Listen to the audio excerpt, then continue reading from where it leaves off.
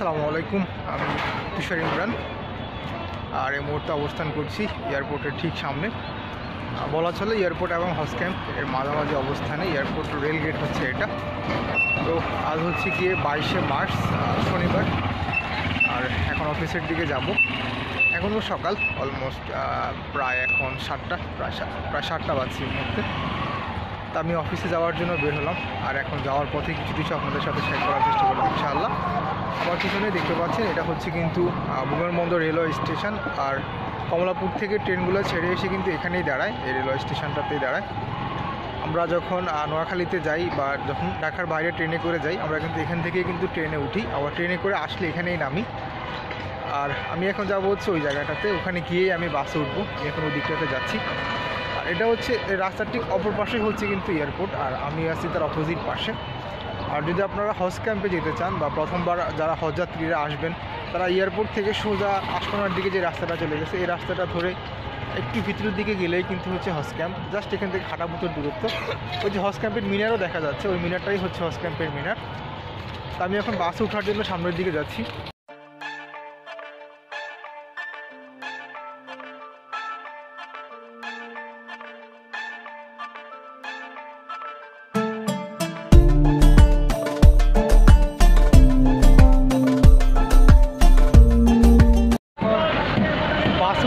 চলে আসলাম মেইন রোডে। আর এখন বাসে উঠবো। তো এখান থেকে যায় হচ্ছে মূলত রাইজা, তুরাগ, অনাবিল, সালসাবিল, ভিক্টোর ক্লাসিক এই বাসগুলো। তুরাগ একেবারে লোকাল, তুরাগে যাবো না, এটা অনেক সময় লাগে। আমি এখন বাসের জন্য ওয়েট করছি এখানে।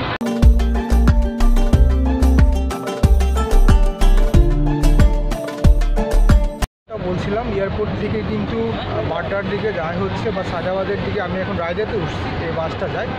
এছাড়াও রয়েছে ভিক্টোর ক্লাসিক, অনাবিল, সালসাবিল এই বাসগুলো। তো আমরা যাবো হচ্ছে লিঙ্ক রোড অথবা আফতাবনগর, যেখানে সুবিধা হয়। রাস্তায় বেশি জ্যাম থাকলে আমি লিঙ্ক রোডেই নেমে যাব। আর এখান থেকে ভাড়া রাখে হচ্ছে 25 টাকা, আর স্টুডেন্ট হলে তখন ভাড়া রাখে হচ্ছে 15 টাকা।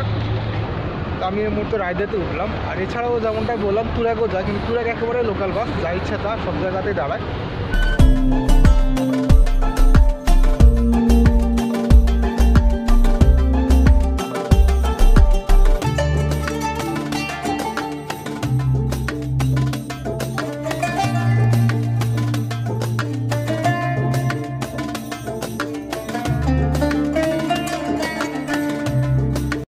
এয়ারপোর্ট থেকে কিন্তু আমি এই মুহূর্তে চলে আসলাম হচ্ছে আফতাবনগর। আর আমার পিছনে দেখতে পাচ্ছেন এটা হচ্ছে কিন্তু ইস্ট ওয়েস্ট ইউনিভার্সিটি। এটাই হচ্ছে কিন্তু ইস্ট ওয়েস্ট ইউনিভার্সিটি, আর আফতাবনগরে অবস্থিত। আর আমি এখন যাব হচ্ছে ঠিক ফুটওভার ব্রিজ পার হয়ে ওই কর্নারটাতে। ওখানে গিয়ে আমি নৌকাতে ওঠার জন্য নৌকার দিকে যাব।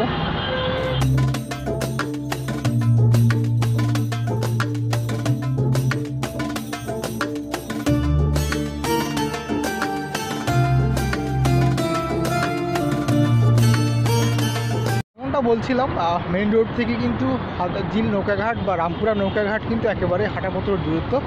তো আমি এই মুহূর্তে নৌকাঘাটের কাছে চলে আসছি। এখন এই জায়গাটাও পার হতে হবে, রাস্তার অপর পাশে যাবো। আর ঠিক ওখানেই হচ্ছে কিন্তু নৌকাঘাট, দেখতেই পাচ্ছেন। আমি এখন ওখানে যাব, গিয়ে টিকিট কাটবো।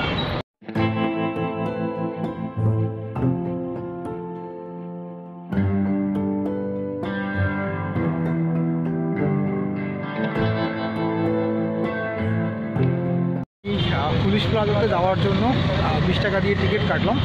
আর এখানে এই মুহূর্তে একটা নৌকা আছে, কিন্তু এটাতে উঠা যাবে না, এটা ছেড়ে দিচ্ছে। এটাতে কিন্তু জায়গা ছিল না, তো তার জন্য এখন লাইনে দাঁড়িয়ে আছি। তো এখান থেকে পুলিশ প্লাজাতে যাওয়ার জন্য ভাড়া রাখে হচ্ছে 20 টাকা করে। আপনারা যদি গুলশান একে যান বা গুজারাঘাটের ওখানে যান তাহলে 25 টাকা, আবার এফডিসিতে গেলেও 25 টাকা। এফডিসি দিয়ে আবার কারওয়ান বাজার যাওয়া যায়, এইটাই হচ্ছে একটা সুবিধা। আবার পিছনে কিন্তু বাস কাউন্টার রয়েছে। যদি বাসে করে কারওয়ান বাজার যান অনেক সময় লাগবে, সিগন্যালে পড়ে থাকতে হবে, জায়গায় উঠে থাকতে হবে, সব কিছু মিলিয়ে। আর যদি আপনি নৌকা দিয়ে যান খুব সহজেই চলে যেতে পারবেন।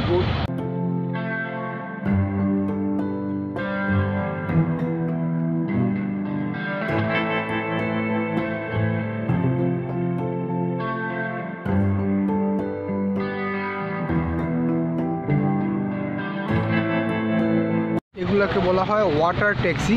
আর এই মুহূর্তে যে ওয়াটার ট্যাক্সিটা আসছে আমরা এটাতে করে যাব। এগুলো হচ্ছে ছোট ওয়াটার ট্যাক্সি, এখানে বড় ওয়াটার ট্যাক্সিও রয়েছে। বাট আজকে আকাশটা খুবই মেঘাচ্ছন্ন, বৃষ্টি হওয়ারও সম্ভাবনা আছে, অত অল্প কিছুক্ষণের মধ্যে বৃষ্টিও নামতে পারে। আমরা এই মুহূর্তে নৌকাতে ওঠার জন্য নৌকার দিকে যাচ্ছি। আর যেমনটা বললাম, এগুলোকে বলা হয় ওয়াটার ট্যাক্সি। এইগুলো ছোট ওয়াটার ট্যাক্সি, আবার বড়গুলোও রয়েছে। বড়গুলোতে আমি এর আগের ভিডিওগুলোতে আপনাদেরকে দেখিয়েছিলাম। তো আমরা এখন নৌকাতে উঠবো। এটা কিন্তু পুলিশ প্লাজাতেও যাবে, আবার হচ্ছে গিয়ে গুজারাঘাটেও যাবে। গুজারাঘাট বলতে গুলশান একেও যাবে।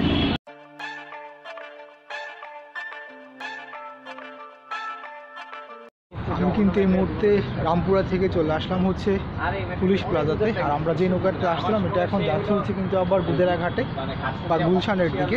আর আমাদেরকে পুলিশ প্লাজাতে নামিয়ে দিয়ে এটা আবার গুলশান গুজারাঘাটের দিকে চলে যাচ্ছে। তা আমি চেষ্টা করেছিলাম যে আজকের ভিডিওর মাধ্যমে আপনাদেরকে দেখানোর জন্য যে আমি এয়ারপোর্ট থেকে কীভাবে আসি। প্রতিদিনই আমি এইভাবে ভিডিও তৈরি করে যাচ্ছি আর আসা যাওয়ার পথের বিষয়গুলো আপনাদেরকে দেখানোর চেষ্টা করছি। আজকের মতো ভিডিওটা এখানেই শেষ করছি। তাদের অসংখ্য ধন্যবাদ ভিডিওটি দেখার জন্য।